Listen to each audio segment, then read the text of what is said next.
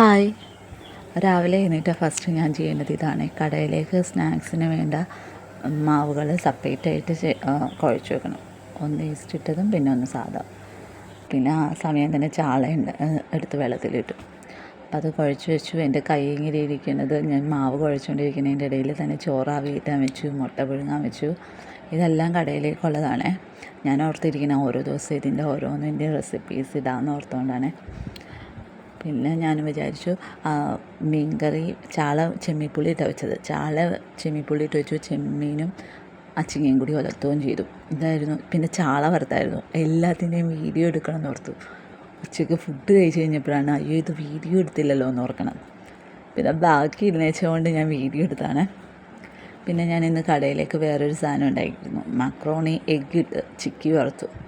സംഭവം അടിപൊളിയായിരുന്നു. എന്നിട്ട് ഇവിടെ ടെസ്റ്റർ ഞങ്ങൾ തന്നെയാണ്. ഞാനും ടെൻഷനും ഡേവിഡും എല്ലാവരും തിന്ന് നോക്കിയിട്ട് അടിപൊളിയായിരുന്നു എന്ന് പറഞ്ഞു. അപ്പോൾ അതിനോർത്ത് എന്തായാലും ഷോപ്പിൽ കൊണ്ട് വെക്കാമെന്നോർത്ത് ഇന്നത്തേക്ക് ഉണ്ടാക്കിയതാണ്. ഓരോ ദിവസം ഞാൻ ഓരോ റെസിപ്പി എന്തായാലും ഇടാം, വെറൈറ്റി പിടിക്കാമല്ലോ എന്ന് വിചാരിച്ചു. പിന്നെ കഴിഞ്ഞ ദിവസം ടിൻചേട്ടനൊരു മാങ്ങയുടെ ഒരു ഇതുകൊണ്ടുണ്ടായിരുന്നു. വയനാടൻ മാങ്ങാന്നോ അങ്ങനെ വയനാടൻ കാന്താരി മാങ്ങ ഭയങ്കര ഉപ്പാണ്. സംഭവം കൊള്ളാം. കാന്താരിയുടെ ഉണ്ട്, സാധാരണ ഉണ്ട്. അപ്പം ഞാൻ മോരും ഈ കാന്താരിയും കൂടി കൂട്ടിയാണ് ഞാൻ ഉച്ചക്കത്തേക്ക് എടുത്തത്. അടിപൊളിയായിരുന്നു കേട്ടോ. ഉപ്പിട്ടില്ല, പക്ഷേ ഞാൻ ആദ്യം തന്നെ ഉപ്പിട്ടായിരുന്നു, അതുകൊണ്ട് ഇത്തിരി ഉപ്പ് കൂടുതലായിരുന്നു. പിന്നെ ടിൻചൻ്റെ ഒരു ഫ്രണ്ട് ബീഫ് ബിരിയാണി കൊണ്ടുവന്നായിരുന്നു.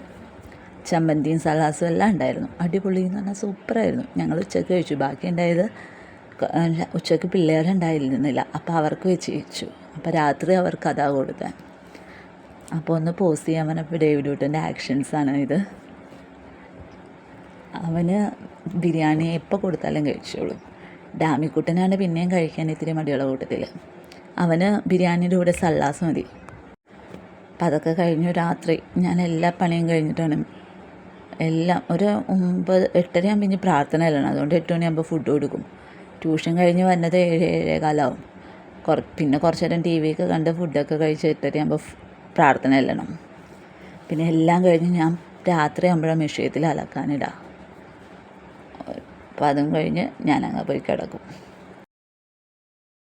അപ്പോൾ ഇന്നത്തെ വീഡിയോ അത്രയേ ഉള്ളൂ. എല്ലാവരും ഒന്ന് സബ്സ്ക്രൈബ് ചെയ്ത് സപ്പോർട്ട് ചെയ്യണം.